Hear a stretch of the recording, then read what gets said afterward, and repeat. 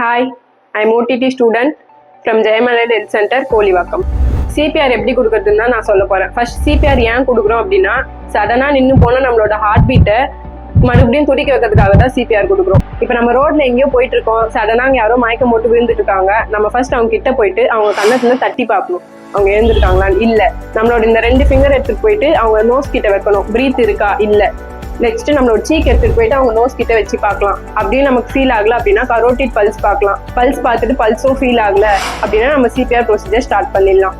அந்த இடத்துல நம்ம மட்டும் தான் இருக்கோம் அப்படின்னா ஆம்புலன்ஸ் சர்வீஸ்க்கு நம்மளே இன்ஃபார்ம் பண்ணிடலாம். CPR கொடுக்கறதுக்கு முன்னாடி பேஷண்ட்டை ஃபிளாட்டான இடத்துல படுக்க வச்சிடணும். CPR கொடுக்கும்போது நம்மளோட டாமினன்ட் ஹேண்ட் யூஸ் பண்ணி கொடுக்கணும், இன்னொரு ஹேண்டை சப்போர்ட்டுக்கு வச்சுக்கலாம்.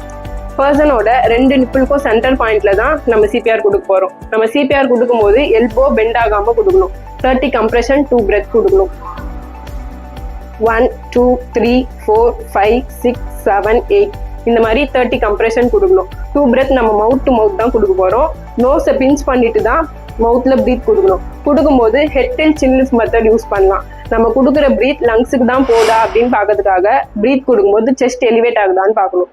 செஸ்ட் எலிவேட் ஆச்சுன்னா நம்ம கொடுக்குற பிரீத் லங்ஸுக்கு போயிருக்குன்னு அர்த்தம். இந்த மாதிரி ஆம்புலன்ஸ் சர்வீஸ் வர வரைக்கும் 30 கம்ப்ரெஷன் 2 பிரெத் கொடுக்கணும். ஆம்புலன்ஸ் சர்வீஸ் வரதுக்கு முன்னாடி பேஷண்ட் ரெக்கவர் ஆயிட்டாங்கன்னா நம்ம இந்த சைக்கிள் ஸ்டாப் பண்ணிடலாம். தேங்க்யூ.